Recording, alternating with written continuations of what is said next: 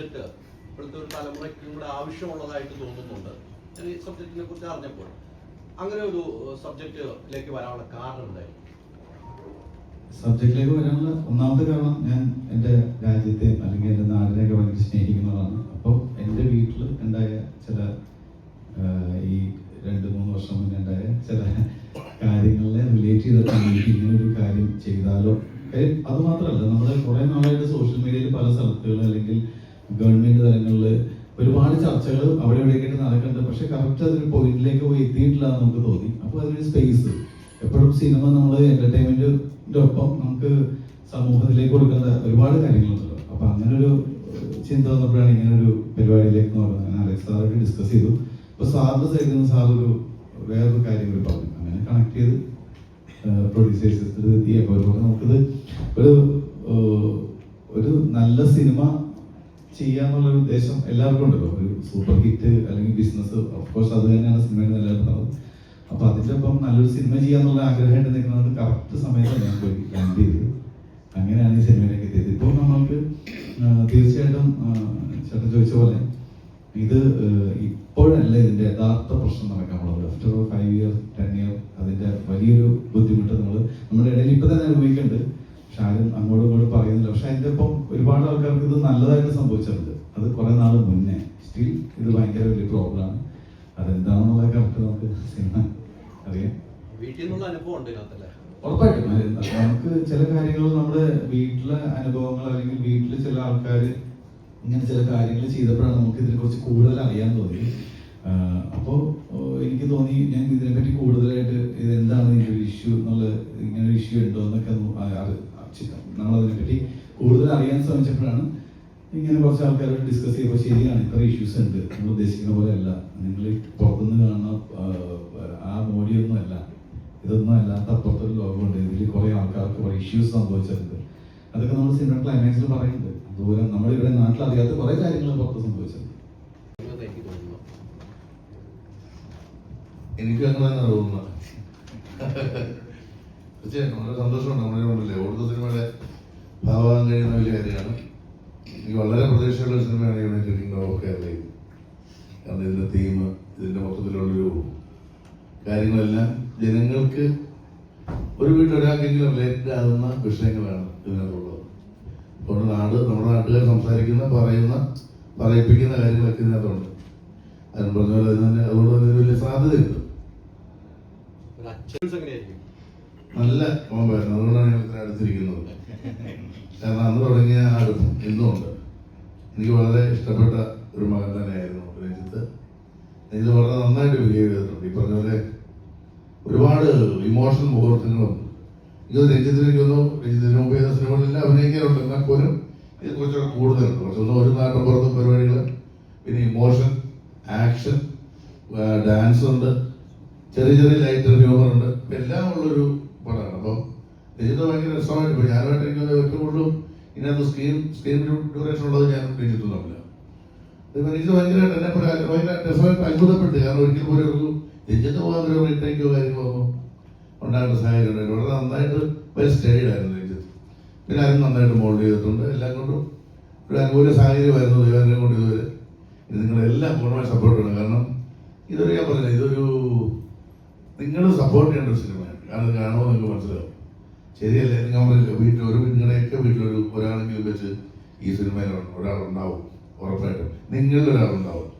ഇപ്പം ഹൈദരാലിയുടെ പേരൻസോ ഹൈദരാലിയുടെ ആൾക്കാരോ ആഗ്രഹിച്ച സ്ഥലത്തായിരിക്കില്ല ഹൈദരാലി ഇപ്പോൾ എത്തിയിരിക്കുന്നത്, അല്ലേ? പക്ഷെ ഹൈദരാലി ഹാപ്പി ആയിരിക്കും.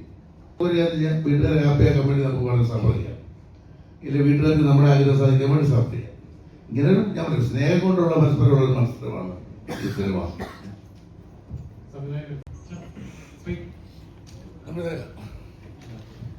നോർമലി ഇപ്പൊ കോളേജ് എന്ന് പറയുമ്പോൾ തന്നെ നമ്മൾ കോളേജ് സിനിമകൾ എന്ന് പറയുമ്പോൾ തന്നെ ഓൾറെഡി ഒരു ലവ് സ്റ്റോറി ആയിരിക്കും, അല്ലെങ്കിൽ ഒരു കോളേജ് രാഷ്ട്രീയം അങ്ങനത്തെ ഒരു സിനിമകളായിരിക്കും. അങ്ങനെ ഒരു ക്ലീഷേ ബ്രേക്ക് ചെയ്യുന്ന ആളൊരു ഫീലിംഗ് ആ ട്രെയിലർ കണ്ടപ്പോഴേ ശരിക്കും അങ്ങനെയാണല്ലേ? ബ്രേക്ക് ചെയ്യണമെന്ന് വെച്ചാൽ എനിക്ക് കറക്റ്റ് അറിയത്തില്ല. പക്ഷെ ഒരു കാര്യം സത്യമാണ്, നമ്മളിവിടെ ഇപ്പോൾ യൂത്തിന്റെ സിനിമ എന്ന് പറഞ്ഞ് നമുക്കറിയാമല്ലോ, യൂത്തിന്റെ സിനിമ എപ്പോഴും ഒരു ലവ് സ്റ്റോറി അല്ലെങ്കിൽ കുറച്ച് ഇടി വയലൻസ്, എനിക്ക് ഭയങ്കര ഇഷ്ടമാണ് അങ്ങനെ സിനിമകൾ വിജയിക്കുന്നുണ്ട്, എല്ലാം നല്ലതാണ്. പക്ഷെ അതിനപ്പുറത്ത് ഇപ്പൊ ഈ റീസെന്റ് ഒരുപാട് 2K കിഡ്സ് എന്ന് പറഞ്ഞിട്ട് ഒരുപാട് ട്രോളുകൾ വയലൻസിന് മാത്രമാണ്. അതല്ലാത്ത കുറെ ആൾക്കാരുണ്ട്, കുറെ നല്ല പിള്ളേരുണ്ട്.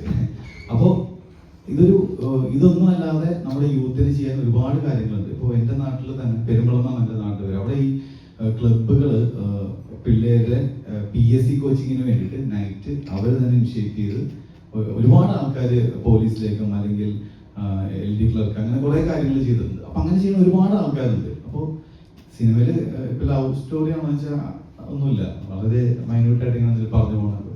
ഇതിൽ നമുക്ക് യൂത്തിന് വേറെ കുറേ കാര്യങ്ങൾ ചെയ്യാനുണ്ട് എന്നുള്ളത് പക്ഷേ സോഷ്യൽ റെലവൻ്റ് ആയിട്ടുള്ള ഒരു പരിപാടിയുടെ ഇടയിൽ കൂടി പറഞ്ഞു സബ്ജക്റ്റാണ്.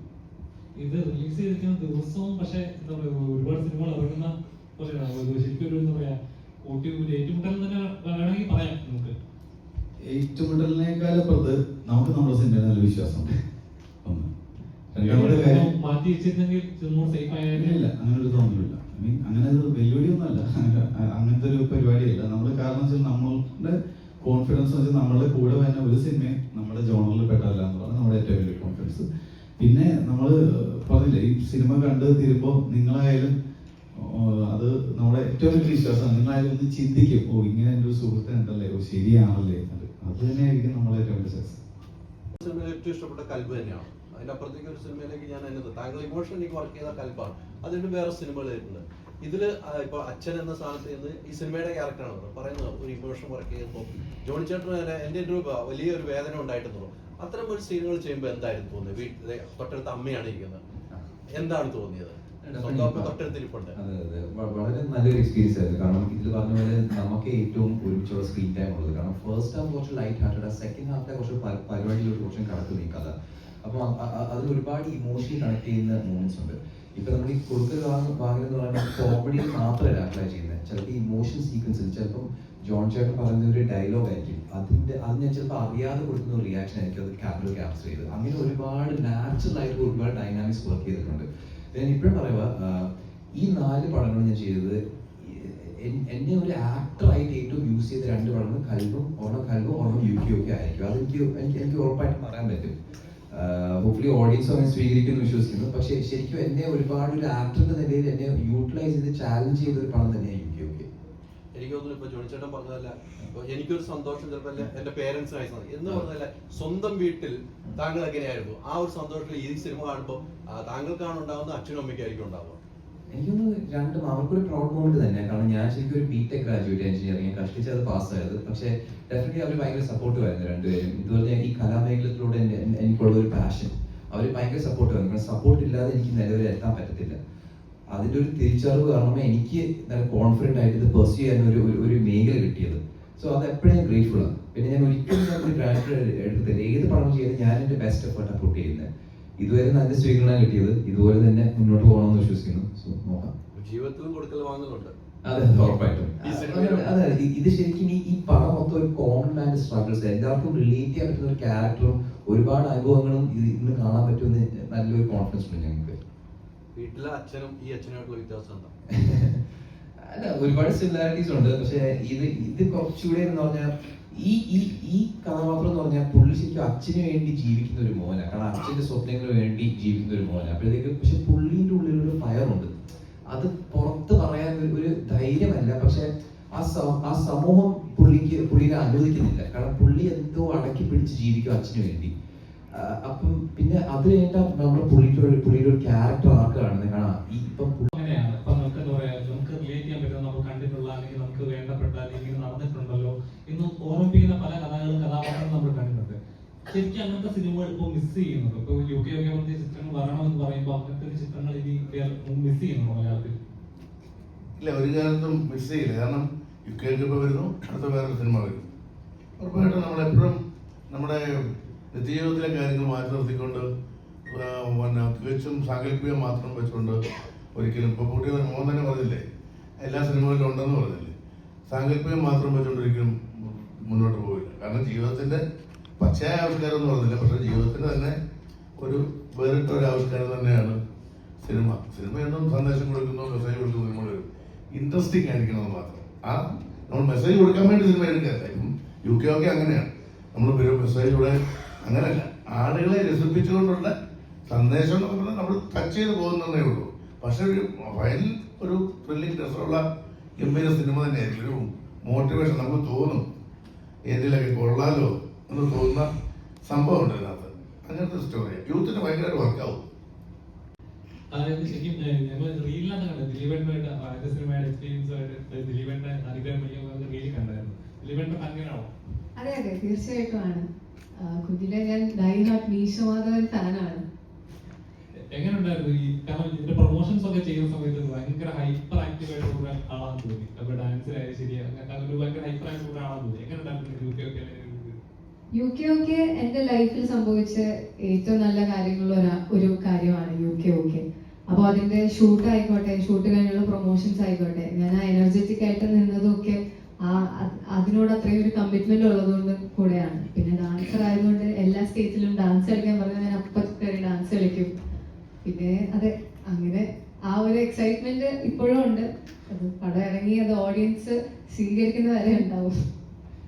ഞാൻ ചോദിക്കാം, ഒരു ദിലീപിന്റെ ഫാനാണെന്ന് പറയും. അപ്പൊ പലപ്പോഴും ദിലീപിനെ ഇങ്ങനെ ഡീഗ്രേഡ് ചെയ്യുന്നതായിട്ട് കാണുമ്പോൾ ഒരു ഫാൻകാണെന്നുള്ള തോന്നിയിട്ടുണ്ടോ, വിഷമം തോന്നിയിട്ടുണ്ടോ? വിഷമം തോന്നിയിട്ടുണ്ടോ എന്ന് ചോദിച്ചാൽ അത് ഈ കുറ്റം തെളിഞ്ഞിട്ടില്ലല്ലോ. അപ്പൊ നമ്മൾ ആരെയും അങ്ങനെ സിനിമകളിൽ വെച്ചിട്ട് ഇങ്ങനെ ഡീഗ്രേഡ് ചെയ്യുമ്പോൾ സിനിമകൾ കൊള്ളത്തില്ല എന്ന് പറഞ്ഞ് ഡീഗ്രേഡ് ചെയ്യുമ്പോഴേ അത് സിനിമ വർക്ക് ആവാത്തതുകൊണ്ട് ഓഡിയൻസ് ഉറപ്പായിട്ടും വിമർശിക്കും. അപ്പം അത് ദിലീപേട്ടൻ നല്ലൊരു പെർഫോമൻസോടെ തിരിച്ചു വരും എന്നുള്ളത്, തിരിച്ചു വരാൻ എങ്ങും പോയിട്ടില്ല. പക്ഷെ എന്നാലും ദിലീപേട്ടൻ ഇനിയും ഇതേപോലെ കലക്കിക്കൊണ്ടിരിക്കും എന്നറിയാം. പുള്ളിക്കാരന്റെ സിനിമകൾ ഇനിയും വന്നുകൊണ്ടിരിക്കും, അത് ഓഡിയൻസ് സ്വീകരിക്കുക തന്നെ ചെയ്യും. അപ്പൊ അതുകൊണ്ട് അങ്ങനെ ആ ഒരു പ്രതീക്ഷയിലാണ്. ഏതാണ് കണ്ടു? അതെ, പോയില്ലല്ലോ ഇന്നും. അതോടെ പറയട്ടെ, നന്നായിട്ട് പോകുന്നുണ്ടെന്ന് പറയാം. അഭിനന്ദിക്കാൻ എത്തിയിരുന്നു നമ്മുടെ സെറ്റില്. ദിലീപേട്ടനെ കണ്ടു, ഒരുപാട് സന്തോഷമായിരുന്നു പറഞ്ഞു. നേരിൽ തന്നെ പറയാനും തോന്നി. ഈ സിനിമയിൽ എങ്ങനെ ഉണ്ടായിരുന്നു പുതിയ നായകന്റെ കൂടെയുള്ള എങ്ങനെ ഉണ്ടായിരുന്നു ആ എക്സ്പീരിയൻസ്? നായകൻ അടിപൊളിയാണ്. നായകനായിട്ടുള്ള എക്സ്പീരിയൻസ് നല്ലതായിരുന്നു. രഞ്ജിത്തുമായിട്ട് ഭയങ്കര കംഫർട്ടബിൾ ആയിരുന്നു വർക്ക് ചെയ്യാൻ. ഞങ്ങൾ ആദ്യം കണ്ടപ്പോൾ ഞാൻ പോയി ചേട്ടാന്നൊക്കെ വിളിച്ചു, ഒന്ന് ബഹുമാനിക്കാന്നൊക്കെ വിചാരിച്ചു. അപ്പൊ തന്നെ രഞ്ജിത്ത് പറഞ്ഞു അങ്ങനെ ഒന്നും വിളിക്കണം, എന്നെ രഞ്ജിത്ത് എന്ന് വിളിച്ചാൽ മതി. അപ്പൊ അങ്ങനെ പിന്നെ ഡാൻസ് പ്രാക്ടീസ്, പിന്നെ ഷൂട്ട്, പ്രൊമോഷൻസ്. ഏറ്റവും കൂടുതൽ ഞങ്ങൾ കമ്പനി ആയത് പ്രൊമോഷൻ ടൈമിലാണ്. സോ അങ്ങനെ നല്ല എക്സ്പീരിയൻസ് ആയിരുന്നു. അല്ല, രഞ്ജിത്തിന്റെ സിനിമകൾ കണ്ടിട്ടുണ്ടോ? ഇതിന് മുമ്പ് കണ്ടിട്ടുണ്ടല്ലോ. ഇപ്പൊ ഇറങ്ങിയ സിനിമകളിൽ രഞ്ജിത്തിന്റെ സിനിമ ഏറ്റവും ഇഷ്ടപ്പെട്ടതായിരുന്നു? സിനിമ എനിക്ക് ഏറ്റവും ഇഷ്ടപ്പെട്ടത് ഗോളമാണ്. പക്ഷെ രഞ്ജിത്തിന്റെ പേഴ്സണൽ പെർഫോമൻസ് വൈസ് എനിക്ക് ഖൽബാണ് കുറച്ചുകൂടി ഇഷ്ടമായി. പക്ഷെ എനിക്ക് തോന്നുന്നു പേഴ്സണലി സിനിമ UK വെച്ചിട്ട് രഞ്ജിത്തിന്റെ ഏറ്റവും ബെസ്റ്റ് പെർഫോമൻസ് അതായിട്ടാണ് തോന്നുന്നത്. സോങ് റിലീസായിരുന്നു. അപ്പൊ അതില് ഒരു ഫുൾ ലെങ്ത് ഡാൻസ് സോങ് ആണത്. അപ്പൊ അത് മാക്സിമം ആക്ച്വലി സിനിമയില് എന്റെ എൻട്രി ആ സോങ് കഴിഞ്ഞിട്ടായിരുന്നു. പക്ഷെ ഓഡിഷൻ ഒക്കെ കഴിഞ്ഞ് കൺഫേം ആയതിനു ശേഷം ഞാൻ ഡാൻസർ ആയതുകൊണ്ട് ആ ചെറിയ സ്ക്രിപ്റ്റിൽ ഒരു ചെറിയ വ്യത്യാസം വരുത്തിയിട്ടുണ്ട്. അപ്പോ അങ്ങനെ അതിലും എനിക്കൊരു ഭാഗമാവാൻ പറ്റി. സന്തോഷം. മേഡം, ഇപ്പൊ സിനിമയുടെ ഒരു അഭിനയം കഴിഞ്ഞ് വരുമ്പോൾ ഓരോ സിനിമ റിലീസും കൂടുതൽ എന്തൊക്കെയായിരിക്കും സംസാരിക്കാറുള്ളത്? ഞങ്ങൾ കുടുംബമായിട്ട് കലയെ സ്നേഹിക്കുന്ന ഒരു ഫാമിലിയാണ്. അപ്പം ഞങ്ങൾ 2009 നമ്മുടെ പ്രൊഡക്ഷൻ ഹൗസ് ലോഞ്ച് ചെയ്യുന്നത്. പ്രണയമാണ് നമ്മുടെ ഫസ്റ്റ് ഫിലിം. അന്ന് രഞ്ജിത്ത് തീരെ കുഞ്ഞായിരുന്നു. പക്ഷെ രഞ്ജിത്ത് കൊച്ചിലെ തൊട്ട് ഒരു ആർട്ടിസ്റ്റാണ്. അവൻ നടക്കുന്നതിന് മുമ്പേ ഡാൻസ് ചെയ്യുന്നതാണ് എൻ്റെ അനുഭവം. മ്യൂസിക്കിനെ പറ്റിയാണെങ്കിലും ആർട്ടിനെ പറ്റിയാണെങ്കിലും നല്ലപോലെ വരയ്ക്കും. സോ ആർട്ടിസ്റ്റ് ഒത്തിരി പുള്ളിക്കാരൻ്റെ രഞ്ജിത്തിൻ്റെ ലൈഫിൻ്റെ ഒരു വെരി സെൻട്രൽ കോർ ആസ്പെക്റ്റ് ആണ്. അപ്പോൾ കൊച്ചിലെ തൊട്ട് ഞാൻ മനസ്സിലാക്കിയിട്ടുണ്ട് അവനൊരു ആർട്ടിസ്റ്റാണ്. ബട്ട് അവൻ പഠിത്തത്തിൽ ഇൻ്റലിജൻ്റ് ആണ്, പക്ഷേ അക്കാഡമിക്കലി ഇൻട്രസ്റ്റ് ഇല്ല. ഇൻട്രസ്റ്റ് ഉള്ള കാര്യത്തിൽ ഭയങ്കര ഡെഡിക്കേറ്റഡ് ആയിട്ട് വർക്ക് ചെയ്യും. അവൻ്റെ ഏറ്റവും ഹാപ്പി സ്പേസസ് പെർഫോമിങ്. ആ സമയത്താണ് അവൻ്റെ ഏറ്റവും സന്തോഷമുള്ള ഒരു സ്പേസ്. പഠിത്തം, ഓഫ് കോഴ്സ് എഡ്യൂക്കേഷൻ ഞങ്ങൾക്ക് ഇമ്പോർട്ടൻ്റ് ആയിട്ട് തോന്നുന്നുണ്ട്. ബിക്കോസ് ഒരു ആക്ടറിൻ്റെ ഒരു സ്പേസ് ഭയങ്കര കോമ്പറ്റേറ്റീവ് ഒരു ഫീൽഡാണ്. അതിൽ നമുക്ക് ഒന്ന് എസ്റ്റാബ്ലിഷ് ചെയ്യാൻ പറ്റിയില്ലെങ്കിൽ എന്തെങ്കിലും ഒന്ന് ഫോൾ ബാക്ക് ചെയ്യാനായിട്ടൊരു ബേസിക് ക്വാളിഫിക്കേഷൻ വേണമെന്ന് ഞങ്ങൾ പേരൻസിനൊരു നിർബന്ധം ഉണ്ടായിരുന്നു. അങ്ങനെ പഠിച്ചോ, പക്ഷെ ഈ പഠിച്ചുകൊണ്ടിരിക്കുന്ന സമയത്ത് തന്നെ എഞ്ചിനീയറിംഗ് കോളേജിൽ പഠിച്ചുകൊണ്ടിരിക്കുന്ന സമയത്ത് തന്നെ ഡാൻസ് ക്ലബ് പ്രസിഡന്റ് ഒക്കെ ആയിരുന്നു. അപ്പം പെർഫോമിംഗ് പാരലലി എപ്പോഴും കൊണ്ടുപോയിട്ടുണ്ട്. ആ കോളേജ് എഞ്ചിനീയറിംഗ് പഠിച്ചുകൊണ്ടിരുന്ന സമയത്ത് വർക്ക്ഷോപ്സ്, മൂവീസ്, ന്യൂയോർക്ക് ഫിലിം അക്കാഡമിയിൽ പോയി പഠിച്ചിട്ടുണ്ട്. അപ്പം ആർട്ടിനെ മനസ്സിലാക്കി, രഞ്ജിത്തിന്റെ കഴിവും അവന്റെ ഡെഡിക്കേഷനും കമ്മിറ്റ്മെന്റും മനസ്സിലാക്കി ഞാൻ ഹാവ് 2 കിഡ്സ്. രഞ്ജിത്താണ് മൂത്തത്, ഇളയ എൻ്റെ മോളാണ്. പുള്ളിക്കാരി നല്ല പാടും. അപ്പൊ ഇവരുടെ രണ്ടുപേരുടെയും ആർട്ടിസ്റ്റിക് ടാലൻസിനെ ഞങ്ങൾ എപ്പോഴും എൻകറേജ് ചെയ്ത് സപ്പോർട്ട് ചെയ്ത് പ്ലാറ്റ്ഫോംസ് ക്രിയേറ്റ് ചെയ്യാനുള്ള ശ്രമം ആസ് പേരൻസ് ചെയ്തിട്ടുണ്ട്. ഏറ്റവും നമ്പർ സിനിമയായിട്ട് മാറി. ആ സമയത്തൊരു വിഷമം ഉണ്ടായിരുന്നു. എനിക്ക് തോന്നുന്നു രഞ്ജിത്തിന്റെ അഭിനയം ഞാൻ ഇപ്പോഴും അതേ എനിക്ക് ഭയങ്കര ഇഷ്ടപ്പെട്ട ഒരു സിനിമയാണ് കൽബ്. ഇപ്പോഴും അത് ഓർക്കുമ്പോൾ അവസാന സിനിമ എന്റെ കണ്ണ് അറിയുന്ന സീനുകളായിരുന്നു. അത് തന്നെ ഞാൻ വീണ്ടും ചെയ്യണം. അന്ന് തിയേറ്ററിൽ പരാജയപ്പെടുന്നു, പിന്നീട് OTT നല്ല വിജയം വരും. ആ സമയത്ത് എങ്ങനെയായിരുന്നു? തീർച്ചയായിട്ടും നമ്മൾക്ക് പ്രൊഡ്യൂസേഴ്സ് എന്ന നിലയിലും അല്ലാതെ ഒരു നല്ല സിനിമ ആൾക്കാരിൽ എത്തിക്കാൻ പറ്റിയില്ല എന്നുള്ളൊരു വിഷമം, ഇത് രണ്ടും ഒരു വലിയ വിഷമം തന്നെയാണ്. അപ്പം തിയേറ്ററിൽ അത്ര ഒരു സക്സസ്ഫുൾ റൺ ഇല്ലായിരുന്നു. അപ്പം നല്ല വിഷമം ഉണ്ടായിരുന്നു. പക്ഷേ എൻ്റെ ഉള്ളില് എനിക്കൊരു ഭയങ്കര ഒരു സ്ട്രോങ് വിശ്വാസം ഉണ്ടായിരുന്നു, ഈ സിനിമ ആൾക്കാരിൽ എത്തിക്കാൻ പറ്റിയാൽ ഇറ്റ് വിൽ ടേക്ക് ഓഫ്. അങ്ങനെ ഞാൻ ശരിക്കും പറഞ്ഞാൽ ഒരു കമ്മിറ്റഡ് ആയിട്ട് ഇറങ്ങി തിരിഞ്ഞ് സിനിമ തിരിച്ചെടുത്ത് OTTയിൽ നമ്മൾ പിച്ച് ചെയ്ത് അത് റിലീസ് ചെയ്ത് കഴിഞ്ഞിട്ടുള്ള ആ ഒരു റെസ്പോൺസ് ഭയങ്കര സന്തോഷം ഉണ്ടായിരുന്നു. അതുപോലത്തെ ഒരു നല്ല സിനിമ യങ്സ്റ്റേഴ്സും ചിൽഡ്രൻ എല്ലാവരും ഒരുപോലെ സ്വീകരിച്ച് ഏറ്റെടുത്ത് ഒത്തിരി സന്തോഷം. ഇതുപോലെ എത്രയോ സിനിമകൾ തിയേറ്റേഴ്സിൽ ചിലപ്പോൾ റൺ കിട്ടാതെ ആൾക്കാരിൽ എത്തിക്കപ്പെടാതെ പോകുന്നുണ്ട്. അതുകൊണ്ട് നല്ല സിനിമകളെ എല്ലാവരും, മീഡിയ ആണെങ്കിലും നിങ്ങളെല്ലാവരും പ്രേക്ഷകര് സപ്പോർട്ട് ചെയ്യണം. ബിക്കോസ് ഒത്തിരി ഹാർഡ് വർക്ക്, ഏത് സിനിമയുടെ പിന്നിലും ഒത്തിരി technicians, cast and crew, production, ഒത്തിരി ആൾക്കാരുടെ ഹാർഡ് വർക്കും സമയവും എഫേർട്ടും എല്ലാം പോയിട്ടുണ്ട്. അപ്പം നല്ല സിനിമകളെ സപ്പോർട്ട് ചെയ്യുക. UK ഒരു ശരിക്കും നമ്മുടെ കേരളത്തിലെ എല്ലാവരും കാണേണ്ട ഒരു സിനിമയാണ്. അത് യങ്സ്റ്റേഴ്സ്, പേരൻസ്, നമ്മുടെ സമൂഹം, നമ്മുടെ ലീഡേഴ്സ്, നമ്മൾ ഓരോരുത്തരും എല്ലാവരും പറഞ്ഞ പോലെ യുകെയിലെ ഓരോ വ്യക്തികളും നമ്മുടെ എല്ലാ വീടുകളിലും ഒരാളെങ്കിലും കാണും. യങ്സ്റ്റേഴ്സിന്റെ ഓരോ ഇമോഷൻസ്, ഫാദർ സൺ റിലേഷൻഷിപ്പ്, കമ്മ്യൂണിറ്റിയിൽ നമ്മൾ ഫേസ് ചെയ്യുന്ന കുറച്ച് പ്രശ്നങ്ങൾ, അത് കാരണം നമ്മൾ തന്നെ സ്വയം റെസ്ട്രിക്റ്റ് ചെയ്യുന്ന കുറെ ഇമോഷൻസ്, ഡ്രീംസ്, അങ്ങനത്തെ കുറെ ആസ്പെക്ട്സ്. പിന്നെ നമ്മളുടെ നാട് ഫേസ് ചെയ്യുന്ന ഏറ്റവും ഇമ്പോർട്ടൻ്റ് ഒരു കാര്യം അഡ്രസ് ചെയ്യുവാണ് ഈ സിനിമ. അതുകൊണ്ട് നിങ്ങളെല്ലാവരും സപ്പോർട്ട് ചെയ്യണം. തിയേറ്ററിൽ തന്നെ പോയി കാണണം. നിങ്ങളുടെ ഫാമിലീസിനെയും ഫ്രണ്ട്സിനെയും കണ്ടിട്ട് അഭിപ്രായം അറിയിക്കണം. വിജയിപ്പിക്കണം.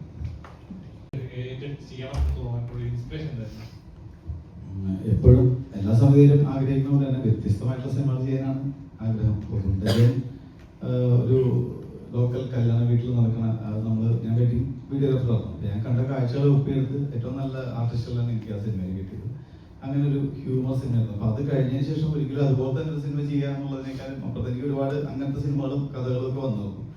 അപ്പൊ ഒരു ത്രില്ലറൊക്കെയാണ് മനസ്സിൽ ആലോചിച്ചത്, അതല്ലാണ്ട് വേറെ സിനിമ ആലോചിച്ചു. പക്ഷെ അപ്പോഴാണ് ഞാൻ പറഞ്ഞില്ലേ, നമുക്ക് നമ്മളുടെ ചില അനുഭവങ്ങൾ, ചില എൻ്റെ വീട്ടിലെ അല്ലെങ്കിൽ മറ്റുള്ള എൻ്റെ ഫ്രണ്ട്സിന്റെ ചില തീരുമാനങ്ങളാണ് എന്നെ ഇങ്ങനെ ഒരു കാര്യം ചിന്തിപ്പിച്ചത്. അപ്പോൾ ഈ സിനിമ ചിന്തിച്ച് തുടങ്ങി നമുക്ക് ഓഫ്കോഴ്സ് അതിലേക്ക് മാറാനൊരു ഇങ്ങനത്തെ സിനിമ ചെയ്യണോ വേണോ എന്നൊക്കെ ഡൗട്ടൊക്കെ ഉണ്ടായിരുന്നു. പക്ഷെ അതിന്റെ ഓരോ ഡിസ്കഷൻ കഴിയുമ്പോഴും ആ കൂടെ നിൽക്കുന്ന ആൾക്കാർ, അല്ലെങ്കിൽ പ്രൊഡക്ഷൻ സൈഡിലുള്ള ആൾക്കാർ, അല്ലെങ്കിൽ ജോൺ ചേട്ടനെ പോലത്തെ ആൾക്കാർ, അങ്ങനത്തെ നമുക്ക് ഇതിലേക്ക് ആവാം എന്നുള്ള കോൺഫിഡൻസ് വന്നപ്പോൾ നമ്മളെ നേരത്തെ പറഞ്ഞ ആ കാര്യമൊക്കെ മറന്നുപോയി. ഇതുപോലത്തെ സിനിമ സേഫ് ആവുമോ, അത് വിട്ടു. നമ്മൾ ഓരോ സിനിമയും നമ്മൾ ചെയ്യുമ്പോൾ ഇത് വലിയ വിജയം എന്ന് വിചാരിച്ചിട്ടാണ് എല്ലാ സമയത്തും. പിന്നെ അതിന് ഏറ്റവും നല്ലൊരു പ്രൊഡക്ഷൻ സപ്പോർട്ട് വേണ്ട ഒരു സിനിമയാണ്. കാര്യം ഇതുപോലത്തെ കണ്ടന്റ് നമ്മൾ പറയുമ്പോൾ അതുപോലത്തെ ഒരു പ്രൊഡക്ഷൻ നമുക്ക് വേണം. ആ സപ്പോർട്ട് ഈ പ്രൊഡക്ഷൻ സൈഡിൽ നിന്ന് ഉണ്ടാവുന്നു. തീർച്ചയായിട്ടും ഗുണ്ടജൻ സിനിമയാണെങ്കിൽ ഭയങ്കര സേഫാണ്. അതുപോലത്തെ സിനിമയാണെങ്കിൽ എപ്പോഴും നമുക്ക് എപ്പോൾ വേണമെങ്കിലും സെല് ചെയ്യാൻ പറ്റിയ സാധനമാണ് ഹ്യൂമർ, ലവ് സ്റ്റോറി. ഇത് അതുപോലത്തെ ഒരു സിനിമയല്ല. പക്ഷേ ഈ സിനിമ ചെയ്തതിൻ്റെ പേരിൽ അരുൺ വൈകാന്ത എന്നുള്ളതിൽ ഞാൻ ഭയങ്കരമായിട്ട് അഭിമാനിക്കുന്നുണ്ട്. മറ്റന്നാൾ സിനിമ റിലീസാണ്. അതിൻ്റെ റിസൾട്ടൊക്കെ ദൈവത്തിൻ്റെയും പ്രേക്ഷകരുടെയും കയ്യിലാണ്. പക്ഷേ ഞാൻ എൻ്റെ സിനിമാ ജീവിതത്തിൽ ഏറ്റവും അഭിമാനിക്കാവുന്ന ഒരു സിനിമയായിരിക്കും എന്നുള്ള തോന്നലുകൊണ്ട് എനിക്ക് നേരത്തെ പറഞ്ഞ പ്രേക്ഷകർ. അതെങ്ങനെയാണ് താങ്കൾ റിവ്യൂ ചെയ്തിട്ട് ഒരു സിനിമയും ഇവിടെ നന്നായിട്ടില്ല. നല്ല സിനിമകൾ ഓടും. ഏത് സിനിമ നല്ല സിനിമകൾ ഓടാതിരുന്നിട്ടുള്ളൂ? എന്നാൽ ഒരു മോശം സിനിമ റിവ്യൂ ചെയ്ത് ഏതാണ്? ഒരു ഉദാഹരണം പറയൂ. മോശപ്പെട്ടൊരു സിനിമ റിവ്യൂ ചെയ്ത് നന്നാക്കിയിട്ടുണ്ട് എന്ന ആത്മവിശ്വാസത്തോടെ ആർക്കെങ്കിലും പറയാൻ പറ്റും? ഒരു സിനിമയുടെ പറ്റും. ചിലപ്പോൾ ഒരു നല്ല സിനിമയെ മീൻസ് മോശപ്പെട്ട ശ്രമങ്ങൾ ഉണ്ടാവാം നല്ല, പക്ഷെ നല്ല സിനിമ എന്നും മലയാളികൾ സ്വീകരിച്ചിട്ടുണ്ട്. അത് തിയേറ്ററിൽ ഓടും. അത് നല്ല റിവ്യൂ കൊടുക്കണമെന്നില്ല. ആളുകൾ മൗത്ത് പബ്ലിസിറ്റിയാണ് ഏറ്റവും വലിയ പബ്ലിസിറ്റി എന്ന് വിശ്വസിക്കുന്ന കൂട്ടത്തിലാണ്. ഇത്രയൊരു ഗ്യാപ്പ് വരാനുള്ള കാരണം എന്താണ്? ഗ്യാപ്പൊന്നും ഇല്ല. അതിനിടയ്ക്ക് നമ്മൾ കുറച്ച് ഒരു റിസോർട്ടിന്റെ കാര്യങ്ങളൊക്കെ അതിൻ്റെ നടന്നു. പിന്നെ ഞാൻ പറഞ്ഞില്ലേ, നമുക്കൊരു സിനിമ ഒരു ബിസിനസ് അല്ല. ഇപ്പൊ നിങ്ങൾക്ക് എല്ലാവർക്കും അറിയാവുന്ന സിനിമ ഒരിക്കലും ഒരു ബിസിനസ് അല്ല. അത് നിങ്ങൾക്ക് ഇപ്പൊ ഞാനൊരു പച്ചയായിട്ട് പറയുകയാണെങ്കിൽ, നിങ്ങൾക്ക് ഒരുപാട് പൈസ ഉണ്ടെങ്കിൽ, അതായത് ഈ മുടക്കുന്ന പൈസ തിരിച്ചു കിട്ടുമെന്ന് ഒരിക്കലും പ്രതീക്ഷിക്കാതെ വേണം സിനിമയിൽ പൈസ മുടക്കാൻ. ഒരു രൂപ പോലും തിരിച്ചില്ല. പണ്ടൊക്കെ നമ്മൾ സിനിമ എടുത്തു കഴിഞ്ഞാൽ വിരുമ്പട്ടിയെങ്കിലും ബാക്കി എത്തും, തലവച്ച് കിടന്ന് ഉറങ്ങാൻ. ഇപ്പൊ അതുപോലും ഇല്ല. അതാണ് അവസ്ഥ. ആ സമയത്ത് അങ്ങനെയാണല്ലോ, പെട്ടി ചുമന്നുകൊണ്ട് പോകുന്ന അവസ്ഥ. 10 രൂപ എടുക്കുമ്പോൾ അതായിരുന്നു. പക്ഷെ ഇപ്പൊ അതുപോലും ഇല്ല. നമുക്ക് മക്കൾക്കൊക്കെ പറഞ്ഞു കൊടുക്കാട്ടാ, ഞാനെടുത്ത സിനിമയാണ് പെട്ടിയിൽ ഇരിക്കുന്നു. ഇപ്പൊ അതുമില്ല സാധനം. അപ്പൊ അതാണ് സിനിമയുടെ വ്യത്യാസം. പിന്നെ അന്ന് ഈ സോഷ്യൽ മീഡിയാസ് ഇങ്ങനെ ഇല്ലല്ലോ. നമ്മൾ കൊണ്ടുപോലല്ല. ഈ 2017 പോലും ഇത്ര സ്ട്രോങ് അല്ല സോഷ്യൽ മീഡിയാസ്. അപ്പൊ അതാണ് സിനിമയുടെ ഒരു. അപ്പൊ ഈ സിനിമ ഞാൻ പറഞ്ഞില്ലേ, പ്രത്യേകിച്ച് ഞങ്ങൾ ഇങ്ങനൊരു സിനിമ എടുക്കാൻ ധൈര്യം കാണിച്ചു. അപ്പൊ സിനിമ കാണുമ്പോൾ നമുക്ക് മനസ്സിലാവും ഞാൻ പറഞ്ഞത് സത്യമാണ്. അദ്ദേഹം വളരെ സത്യമാണ്. ഇങ്ങനൊരു സിനിമ കാലത്തിന്റെ ആവശ്യമാണെന്നുള്ളത്. അപ്പൊ ആരും ധൈര്യപ്പെട്ടില്ല. ഞാൻ ഓണസ്റ്റ്ലി ഞാൻ പറയും, ഇങ്ങനൊരു സിനിമ എടുക്കാൻ ഇന്നത്തെ കാലത്ത് ആരും ധൈര്യപ്പെട്ടില്ല. അപ്പൊ ആ ധൈര്യം കാണിച്ച ഞങ്ങളെ നിങ്ങൾ അഭിനന്ദിക്കണം. ഞാൻ ശരിക്കും പറഞ്ഞ ഒരു ദിവസം നേരത്തെ യൂട്യൂബിന്റെ പ്രൊമോഷൻസ് വേണ്ടി വന്നു. പക്ഷെ ഞാനുള്ള സമയത്ത് അവിടെ മോക്രിൽസ് നടക്കുമായിരുന്നു. എനിക്ക് തോന്നുന്നു 8 മണി തൊട്ട് 10 മണി എല്ലാ ഇലക്ട്രിസിറ്റിയും കട്ടാവും മോട്ടിൽ. പിന്നെ അവിടെ ഒരുപാട് പൊടിക്കാറ്റും ഉണ്ട്. പക്ഷെ എന്നാലും മൊത്തം ക്രൂ ഒന്നുകൂടി റീസ്റ്റേബിലൈസ് ചെയ്ത് നമ്മൾ ഇനി കുറച്ച് കഴിഞ്ഞിട്ട് അങ്ങോട്ട് പോകാനാണ് തീരുമാനിക്കുന്നത്. കാരണം നമ്മൾ 10 ദിവസം ഷൂട്ട് ചെയ്തു. ഇനിയും കുറച്ച് 3 മാസം ബാക്കിയുണ്ട്. കാരണം ഇതൊരു വലിയ പ്രോജക്റ്റാണ്. പക്ഷെ എനിക്ക് വിശ്വാസമുണ്ട്, ഇങ്ങനത്തെ തടസ്സങ്ങൾ വന്നാലേ നല്ല പ്രൊഡക്റ്റ് വരത്തുള്ളൂ. കഷ്ടപ്പാടില്ലാതെ ഒന്നും നേടാൻ പറ്റത്തില്ല. ഉറപ്പായിട്ടും നമുക്ക് ഒരുപാട് വിട്ടുവീഴ്ചകൾ ഇല്ല. നമ്മൾ കറക്റ്റായിട്ട് ഉണ്ടാക്കേണ്ട ഒരു പടമാണ് ഹാഫ് എന്ന് പറഞ്ഞാൽ. ഒരുപാട് ഭയങ്കര ബിഗ് സ്കെയിൽ പടമാണ്. സോ ഓബിയസ്ലി നമ്മൾ അതിന് എല്ലാവരും നമ്മൾ ഫുൾ കാസ്റ്റിംഗ് ക്രൂ ഭയങ്കര പോസിറ്റീവായിട്ടിരിക്കുക. അധികം വൈകാതെ തന്നെ ഷൂട്ടിലോട്ട് പിന്നെയും ആകും. അതിന് വെയിറ്റ് ചെയ്യുക. അതൊരു വലിയ സിനിമയാണല്ലോ. അതെ, വലിയൊരു സിനിമയാണ്. രഞ്ജിത്തിനെ സംബന്ധിച്ചിടത്തോളം ഈ സിനിമകൾ വരുന്നവരും ഒന്നിനും പറയാൻ ഒരേ സിനിമകൾ വരുന്നുണ്ട്. രഞ്ജിത്തിനെ മറ്റ് പ്രൊഡ്യൂസർ അല്ലെങ്കിൽ മറ്റ് ഡയറക്ടർമാർ രഞ്ജിത്തിനെ വേണ്ട പോലെ മലയാള സിനിമയിൽ ഉപയോഗിക്കുന്നില്ല, അങ്ങനെ വല്ലതും തോന്നാറുണ്ടോ? ഇല്ല, ആക്ച്വലി ഞാൻ ഇപ്പോൾ ഒരു തമിഴ് പടം ഷൂട്ട് ചെയ്ത് കഴിഞ്ഞു നമ്മുടെ സൺ പിക്ചേഴ്സിന് വേണ്ടി. പിന്നെ വേറൊരു മലയാളം പടത്തിന്റെ ഷൂട്ട് തുടങ്ങി. പിന്നെ അതിപ്പം കുറച്ചൊന്ന് ഒരു സ്കെഡ്യൂൾ ബ്രേക്ക് എന്തോ വന്നേക്കും, ഒന്ന് കൺട്രോൾ ചെയ്തു. പക്ഷെ എനിക്ക് തോന്നുന്നില്ല. കാരണം ഈ മേഖല എന്ന് പറഞ്ഞാൽ ഒരു ഗ്യാരണ്ടി ഇല്ലാത്തൊരു മേഖല എന്ന് പറഞ്ഞാൽ നമ്മളൊരു സ്ഥാനത്ത് നിന്നാൽ നമ്മൾ ഒരു സമയത്ത് നിന്നാൽ അവിടെ തന്നെ നിൽക്കണമെന്നൊരു ഗ്യാരണ്ടി ഇല്ല. ഒരു പുതിയ ആളും നമ്മൾ തട്ടി മാറ്റി നമ്മൾ പ്ലേസ് എടുക്കാം. നമ്മളെപ്പോഴും ഏറ്റവും ബെസ്റ്റ് ആയിട്ട് നമ്മൾ ഇരിക്കണം, തയ്യാറായിട്ടിരിക്കണം പണിയെടുക്കാൻ വേണ്ടി. ഐ മീൻ ഞാനിപ്പം 3 പടങ്ങൾ കഴിഞ്ഞതുള്ളൂ, ഇത് 4ാമത്തെ പടം. എൻ്റെ സമയം വരുന്നത് എനിക്ക് ഉറപ്പുണ്ട്. എനിക്ക് എൻ്റെതായ ഒരു അടയാളം മലയാളം മനസ്സിൽ ഉണ്ടാക്കണം. അതിൻ്റെ ഒരു വാശിയുണ്ട്. അതുകൊണ്ട് ഞാൻ ഇറങ്ങി തിരിച്ചത്. ഞാൻ ഇവിടുത്തെ എൻ്റെതായിട്ട് ഒരു അടയാളം ഉണ്ടാക്കാൻ എനിക്ക് ഉറപ്പുണ്ട്, ഇന്നല്ലെങ്കിൽ നാളെ. സോ ആ വിശ്വാസത്തിൽ ഞാൻ മുന്നോട്ട് പോകുന്നത്.